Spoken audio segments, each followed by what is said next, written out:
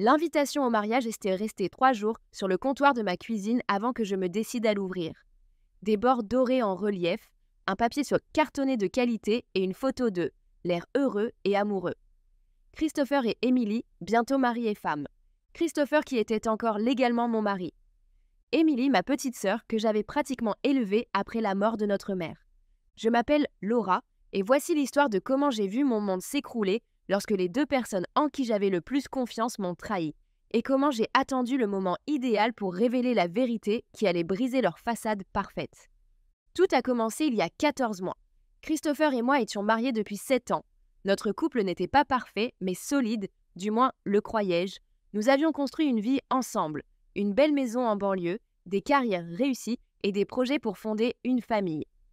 Nous étions le couple que nos amis enviaient, ceux qui se tenaient encore la main au restaurant et se faisaient des cadeaux attentionnés.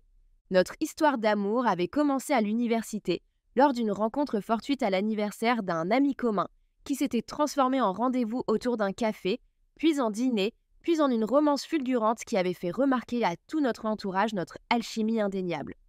Christopher m'avait demandé en mariage après 2 ans de relation lors d'un week-end sur la côte, à genoux au coucher du soleil, avec une bague vintage qui avait appartenu à sa grand-mère. J'avais pleuré en disant oui, certaine d'avoir trouvé l'homme de ma vie. Emily avait toujours été proche de nous. Après l'accident de notre mère, alors qu'elle n'avait que 16 ans, elle avait emménagé avec nous. J'étais devenue plus qu'une sœur pour elle. J'étais sa gardienne, sa confidente, son soutien. Christopher l'avait également accueilli comme un membre de la famille, l'aidant à postuler à l'université, lui apprenant à conduire, célébrant ses succès. Nous formions un trio soudé, jusqu'à ce que tout bascule. Le premier changement a été subtil. Christopher a commencé à travailler plus tard le soir. Un nouveau projet, m'a-t-il expliqué. Un gros client, beaucoup de pression. Je l'ai cru, car nous avions toujours été honnêtes l'un envers l'autre. Quand il a commencé à perdre du poids et à acheter de nouveaux vêtements, je l'ai complimenté. Quand il a protégé son téléphone par un mot de passe, j'ai respecté sa vie privée. Emily a commencé à venir moins souvent. Elle était occupée par son nouveau travail, disait-elle. Elle a laissé entendre qu'elle voyait quelqu'un, mais elle ne l'a jamais présenté. J'étais heureuse qu'elle soit indépendante, fière de la femme confiante qu'elle était en train de devenir. Je n'ai fait le lien que ce soir-là, en avril, lorsque j'ai surpris Christopher à son bureau avec un dîner, pour trouver l'immeuble plongé dans le noir et sa voiture absente. Son emplacement sur notre application familiale commune indiquait qu'il se trouvait dans notre hôtel préféré du centre-ville, celui où nous avions passé notre nuit de noces. Une sensation froide et dure s'est installée dans mon estomac pendant que je me rendais là-bas, me disant qu'il devait y avoir une explication raisonnable. Peut-être une surprise pour notre prochain anniversaire, peut-être un événement professionnel qu'il avait oublié de mentionner. Le bar de l'hôtel était bondé de professionnels après le travail lorsque je suis arrivée. J'ai balayé la salle du regard sans voir Christopher. J'étais sur le point de partir lorsque je les ai aperçus dans un coin, mon mari et ma sœur, sa main caressant son visage, ses yeux rivés sur les siens avec une intimité qui m'a rendue physiquement malade. Je ne les ai pas confrontés, je n'ai pas crié ni fait de scène. Au lieu de cela, je suis sortie, j'ai pris ma voiture et je suis rentrée chez moi, où j'ai passé la nuit à planifier méthodiquement la suite. Le lendemain matin, j'ai appelé mon amie Rachel, qui est avocate, et j'ai pris le rendez-vous. Puis j'ai commencé à tout documenter. Relevé bancaire, titre de propriété, SMS, photos. Si la guerre était déclarée, je voulais être armée. Rachel n'était pas n'importe quelle avocate. C'était la meilleure avocate spécialisée en droit de la famille de notre ville, réputée pour sa préparation méticuleuse et sa défense acharnée. Nous étions devenus amis il y a des années, lorsque nous avions siégé ensemble à un comité de collecte de fonds communautaire. J'avais assisté à son divorce 5 ans plus tôt et j'avais vu comment l'avocat de son ex-mari l'avait prise au dépourvu avec des manœuvres financières auxquelles elle n'était pas préparée. Après cette expérience, elle avait changé de spécialité, passant du droit des sociétés au droit de la famille, déterminée à aider les autres à éviter les mêmes pièges. « Documente tout », m'avait conseillé Rachel lors de notre première rencontre officielle dans son élégant bureau du centre-ville. Chaque conversation, chaque dépense inhabituelle, chaque absence inexpliquée. Les tribunaux apprécient les preuves, pas les émotions. Christopher s'est rentré tard ce soir-là avec une excuse banale concernant un verre après le travail. Tant que j'ai souri, et lui ai demandé comment s'était passée sa journée, comme si rien n'avait changé, comme si je ne l'avais pas vu avec ma sœur, comme si mon cœur n'était pas brisé en 1000 morceaux. Cette nuit-là, après qu'il se fût endormi, je suis restée éveillée à ses côtés, étudiant le visage que j'avais aimé pendant près de 10 ans. Comment en étions-nous arrivés là? Quand avais-je cessé d'être suffisante?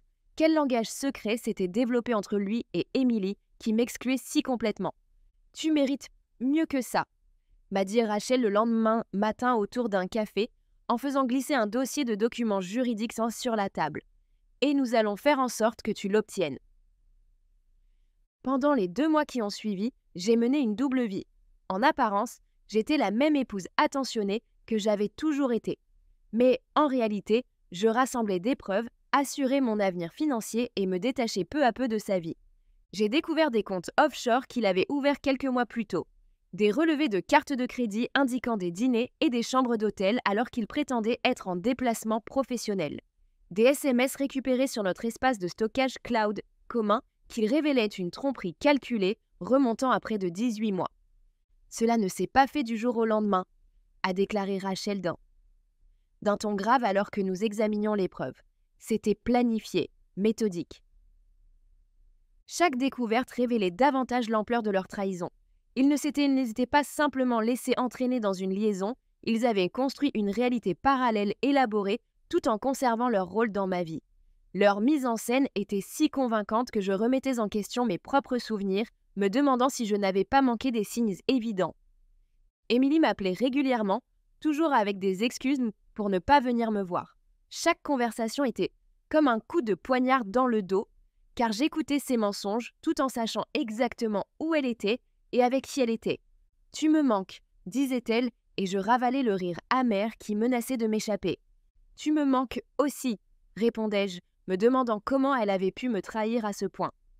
Je me souvenais de toutes les fois où j'avais défendu Émilie auprès de notre mère avant l'accident. Ses phases rebelles, ses petits amis douteux, ses décisions impulsives. « Elle est juste en train de se chercher », disais-je. « Elle a besoin de notre soutien, pas de notre jugement. » J'avais toujours été son champion, son filet de sécurité, son plus grand fan. S'était-elle moquée de ma naïveté pendant tout ce temps? Puis vint le jour où Christopher m'a fait asseoir à la table de la cuisine, l'air sérieux mais soulagé, comme si un poids lui avait été enlevé des épaules. « Je pense qu'on doit parler de notre mariage », a-t-il commencé, son discours répété tellement transparent que j'aurais pu le réciter avec lui. Je me sens déconnectée, comme si on menait des vies parallèles. Il n'arrivait pas à me regarder dans les yeux. Ça ne marche plus pour moi. J'ai hoché la tête, le regardant se tortiller, attendant le courage que je savais qu'il n'avait pas. « Je veux divorcer », a-t-il finalement dit. « Y a-t-il quelqu'un d'autre » ai-je demandé doucement, lui donnant une dernière chance d'être honnête. Il a hésité juste assez longtemps avant de répondre. « Non, c'est entre nous, ça ne concerne personne d'autre. » Ce mensonge a scellé son destin. Il s'attendait à des larmes, à des reproches, à des supplications pour qu'il reconsidère sa décision.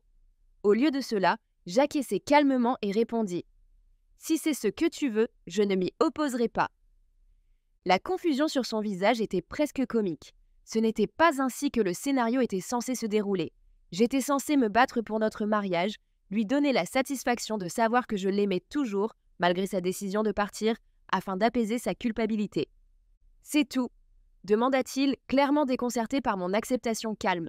« Qu'y a-t-il d'autre à dire? Tu as pris ta décision. » Je me suis levée de table. Je contacterai un avocat demain. Bip. Oh. Je pensais qu'on pouvait régler ça à l'amiable, a-t-il dit, se reprenant légèrement, sans faire appel à des avocats tout de suite.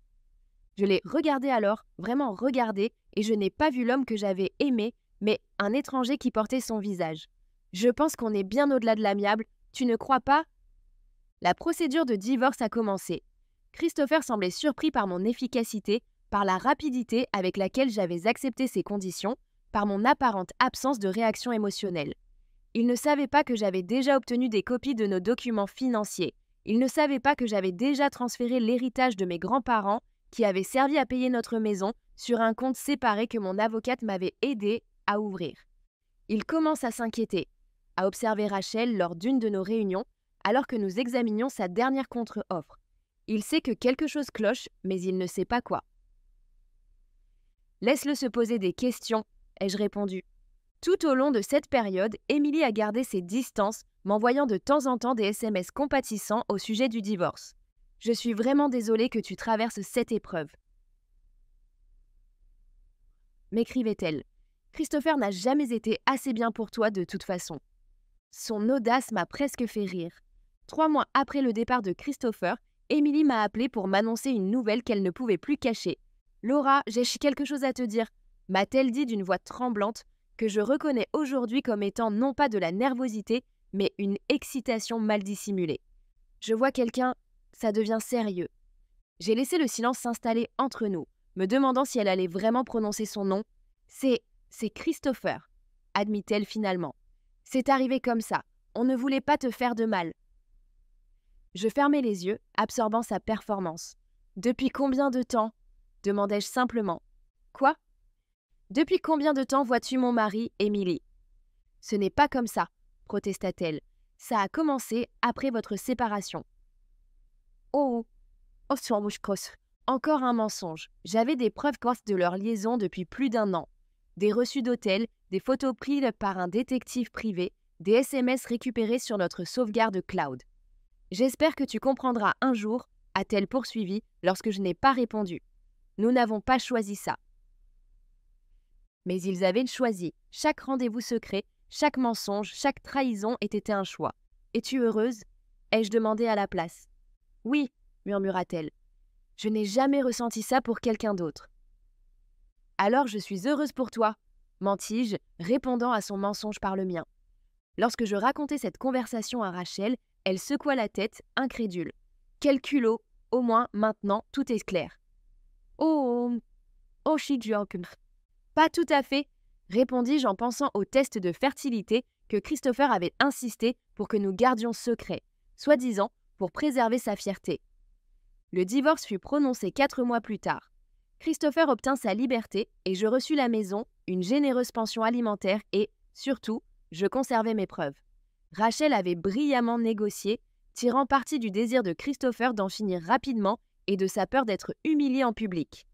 Il ne veut pas que quelqu'un soit au courant pour Émilie pour l'instant, m'avait-elle expliqué. Utilise ça.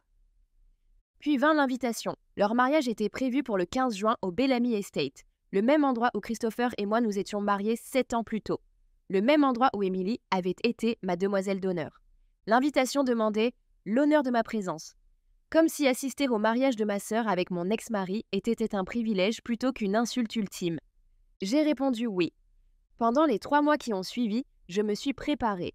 J'ai choisi la tenue parfaite, une robe bleue qui mettait mes yeux en valeur et épousait toutes mes courbes. J'ai pris rendez-vous chez le coiffeur, la maquilleuse et au spa. Je voulais être impeccable, naturelle, intacte malgré leur trahison. « Tu es sûre de vouloir faire ça ?» m'a demandé Rachel quand je lui ai fait part de mon projet. « Tu n'es pas obligée d'y aller. »« Oh, mais je veux y aller !» ai-je répondu. Certaines performances méritent un public digne de ce nom. J'ai également préparé mon cadeau, un album photo personnalisé retraçant leur relation. Chaque rendez-vous secret, chaque mensonge, chaque trahison documenté avec les dates et les heures. Les dernières pages contenaient des copies de dossiers médicaux, les résultats des traitements de fertilité que Christopher et moi avions suivis en secret, car il tenait absolument à avoir un enfant de son sang. Les mêmes traitements qui ont confirmé l'infertilité de Christopher. Un fait qu'il n'avait jamais accepté, préférant me reprocher notre infertilité. La même réalité médicale qui empêchait Émilie de porter l'enfant de Christopher, oui, elle avait annoncé sa grossesse 2 semaines avant le mariage. Ça va les détruire, m'a prévenu Rachel lorsque je lui ai montré l'album. Ils m'ont détruite les premiers, lui ai-je répondu. Je leur rends simplement l'appareil. Au cours des semaines qui ont précédé le mariage, je me suis concentrée sur moi-même avec une intensité qui m'a moi-même surprise. Des séances quotidiennes de sport m'ont permis d'obtenir la meilleure forme physique de ma vie. Une nouvelle coupe et une nouvelle couleur de cheveux ont rafraîchi mon apparence. Des séances avec un thérapeute m'ont aidé à gérer ma colère et à la canaliser vers quelque chose de précis et de contrôlé, plutôt que vers quelque chose de sauvage et de destructeur. Je suis même allée à quelques rendez-vous, non pas pour trouver une relation, mais pour me rappeler que la vie continuait après la trahison. Aucun de ces hommes ne m'a intéressé longtemps, mais chaque interaction m'a aidé à reconstruire petit à petit ma confiance en moi. La veille du mariage, Rachel m'a donné rendez-vous pour déjeuner. « C'est ta dernière chance de te défiler », m'a-t-elle dit en scrutant mon visage à la recherche d'un signe de doute. « Pas question », ai-je répondu en levant mon verre dans un toast simulé. « Demain, justice sera faite. » Le jour du mariage est arrivé avec un temps parfait pour un mois de juin. J'ai conduit jusqu'au domaine Bellamy avec l'album emballé sur le siège passager et un discours mémorisé pour le moment idéal. En approchant du lieu de la cérémonie, les souvenirs ont afflué. Mon propre mariage 7 ans plus tôt, l'espoir et la joie que j'avais ressentis en empruntant la même allée et en franchissant les mêmes portes imposantes. Cette symétrie était soit cruellement intentionnelle, soit d'une maladresse inconsciente. Quoi qu'il en soit, elle a renforcé ma détermination. La cérémonie était somptueuse. Des roses blanches parées partout, un quatuor à cordes, du champagne à volonté. Je me suis assise au fond, regardant ma famille et mes amis qui avaient autrefois célébré mon mariage avec Christopher et qui célébraient maintenant son union avec ma sœur. Notre cousine Rebecca m'a aperçue la première, les yeux écarquillés de surprise. Elle s'est précipitée vers moi, le programme du mariage serré dans sa main. « Laura, je n'arrive pas à croire que tu sois là », murmura-t-elle en jetant un regard nerveux vers l'avant où les invités se rassemblaient. « Tu vas bien ?»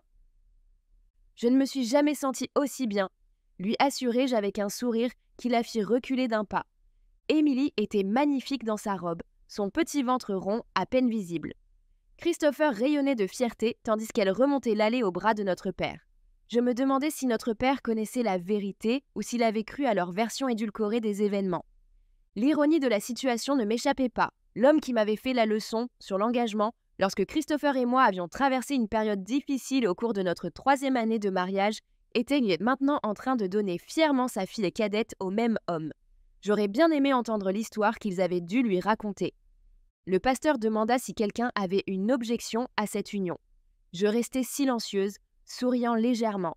Mon moment viendrait plus tard. Après la cérémonie, je me mêlai aux invités, acceptant les condoléances déguisées en compliments. « Tu es si courageuse d'être ici. Tu es magnifique, vivre bien était la meilleure vengeance. » Je ne pourrais jamais être aussi mature avec mon ex. Je souriais et les remerciais, comptant les minutes.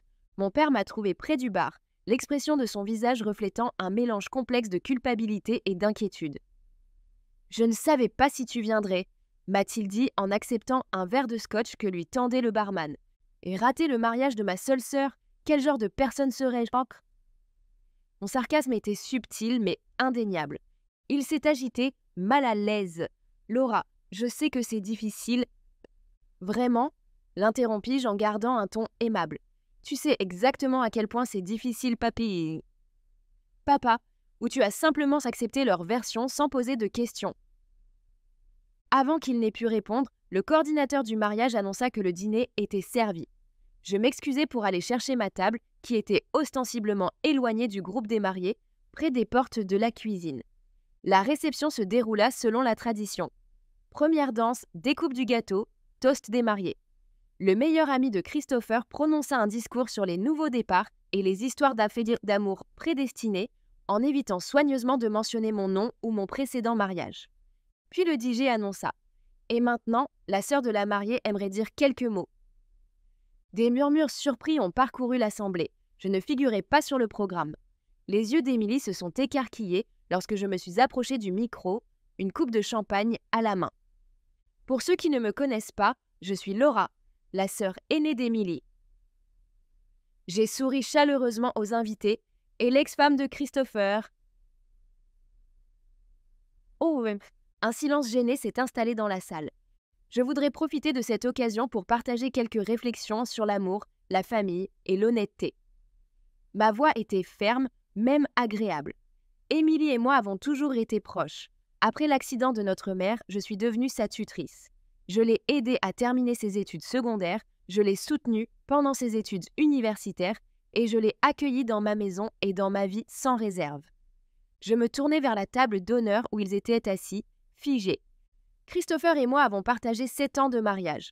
Nous avons construit une vie ensemble, fait des projets ensemble, relevé des défis ensemble, notamment celui d'avoir un enfant. Le visage de Christopher pâlit. Il savait ce qui allait suivre. Lorsque Christopher m'a annoncé qu'il voulait divorcer, il m'a dit que nous nous étions éloignés l'un de l'autre. Quand Emily m'a dit qu'ils sortaient ensemble, elle m'a dit que cela avait commencé après notre séparation. Je fis une pause. Ces deux déclarations étaient des mensonges. Je me suis penchée sous le podium où j'avais posé mon cadeau plus tôt et j'ai déballé l'album. Mon cadeau de mariage pour vous deux est quelque chose de précieux, la vérité. J'ai ouvert l'album pour montrer la première page.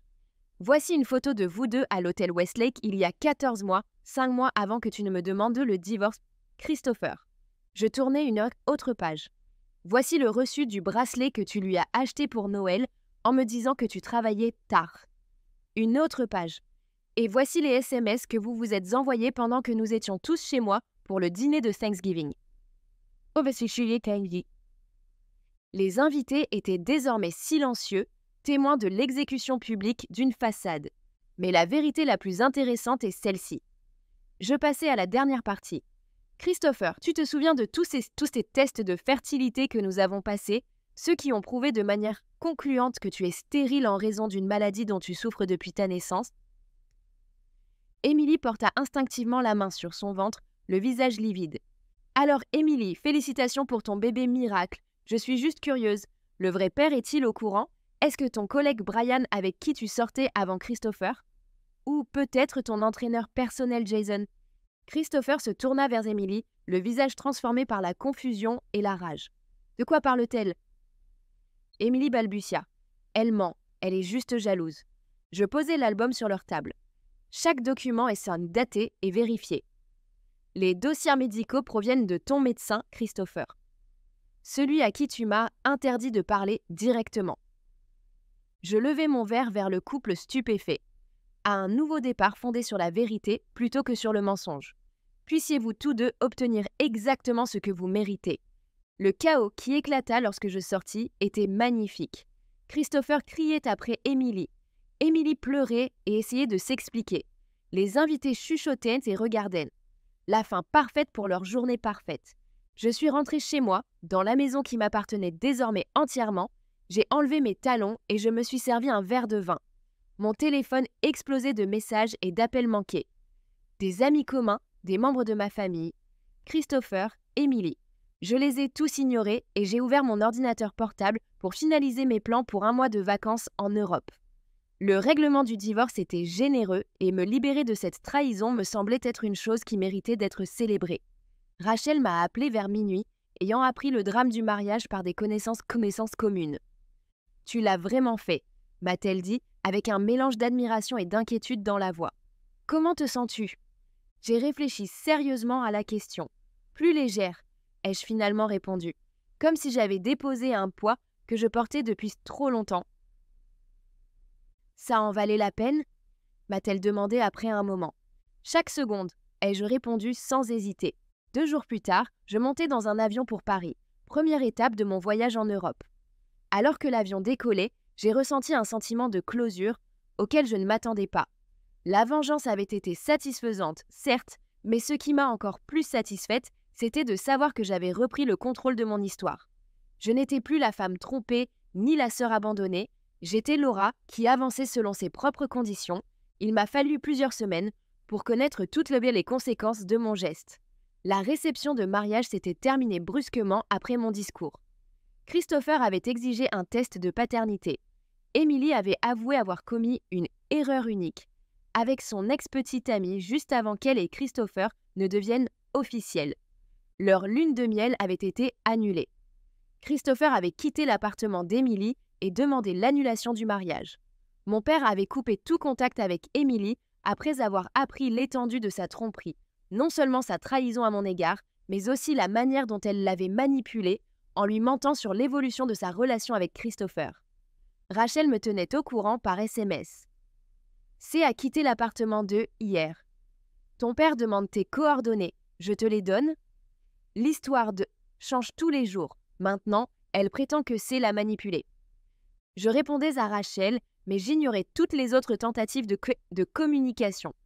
L'espace et la distance m'ont permis de gérer mes émotions sans la pression constante de devoir gérer les réactions des autres. À Venise, j'ai rencontré un photographe intéressant qui m'a fait découvrir les coins cachés de la ville que les touristes ne voient presque jamais. À Florence, J'ai passé des heures dans les musées d'art, redécouvrant une passion pour la peinture que j'avais abandonnée depuis des années. Dans une petite ville côtière de Grèce, j'ai loué une villa pendant 2 semaines et je n'ai rien fait d'autre que nager, lire et dormir. Des activités apaisantes dont je ne savais pas que j'avais désespérément besoin. À mon retour d'Europe, le monde avait légèrement changé. Des amis qui avaient gardé une neutralité prudente pendant le divorce m'ont maintenant manifesté leur soutien explicite. Des membres de ma famille qui s'étaient laissés tromper par l'innocence apparente d'Émilie se sont excusés de ne pas avoir vu plus tôt. J'ai vendu la maison en banlieue qui renfermait trop de souvenirs, trop de notre vie passée, et j'ai acheté un appartement moderne en centre-ville, plus près de mon bureau et du centre animé de la ville que j'avais toujours aimé, mais que Christopher trouvait trop bruyante. 6 mois plus tard, j'ai reçu les papiers du divorce par la poste. Pas les miens cette fois, mais ceux de Christopher et Émilie. Leur mariage avait duré exactement 57 jours.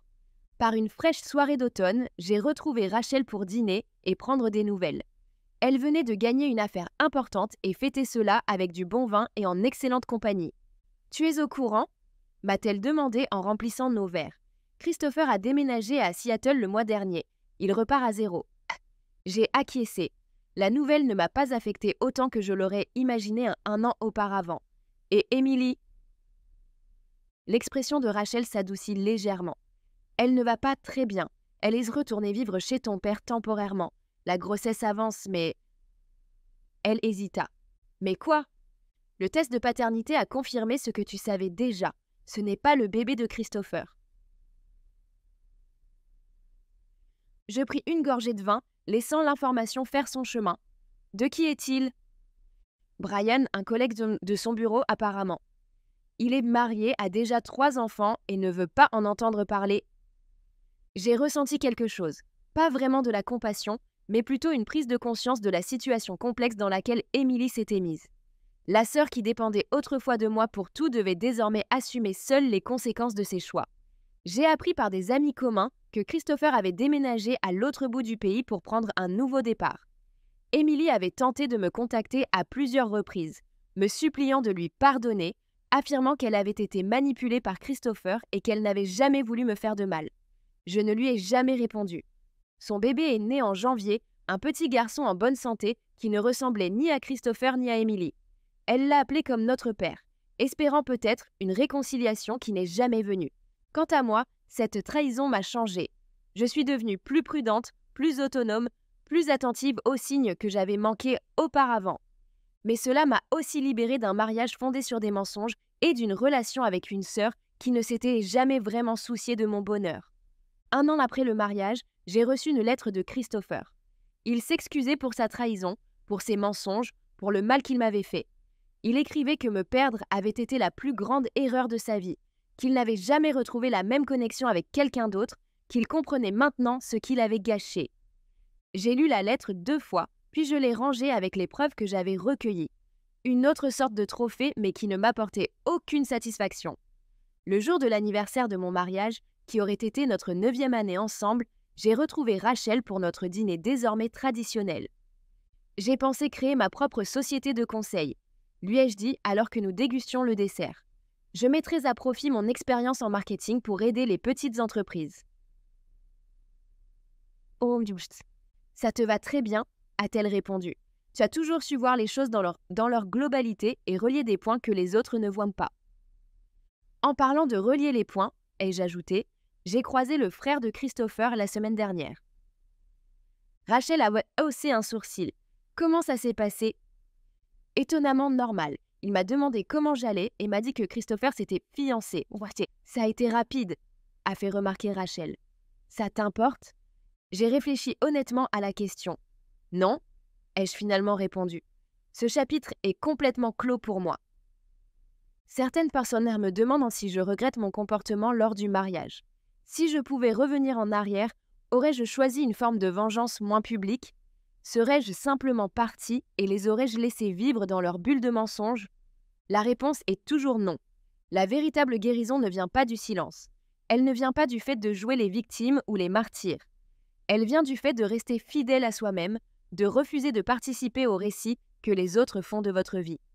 Émilie essaie toujours de me contacter pour mon anniversaire et les fêtes. Christopher m'envoyait parfois des emails sur des sujets banals, peut-être pour tâter le terrain et voir si je suis prête à pardonner. Je garde mes distances avec eux deux, non par amertume, mais parce que j'ai appris la valeur de m'entourer de personnes dignes de ma confiance. La femme que j'étais avant leur aurait pardonné, aurait accepté leurs excuses, aurait porté le fardeau de maintenir l'harmonie familiale. La femme que je suis aujourd'hui, c'est mieux que ça.